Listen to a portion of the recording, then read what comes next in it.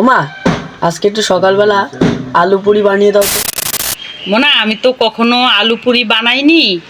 ঠিক আছে, আমি চেষ্টা করে দেখছি বানানো যায় কিনা।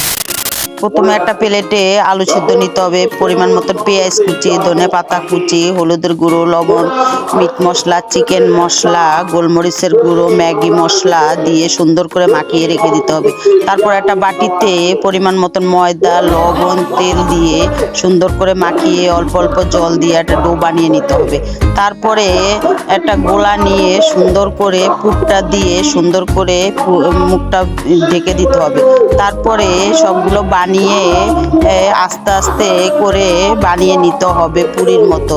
তারপরে প্যানে তেল গরম করে উল্টে পাল্টে লাল লাল করে ভেজে তুলে নিতে হবে। দেখো বন্ধুরা, কতটা সুন্দর লাগছে দেখতে। দেখতে যেমন খেতেও তেমন। তোমরাও এভাবে বাড়িতে বানিয়ে কমেন্টে আমাকে জানাবা কেমন হয়েছে।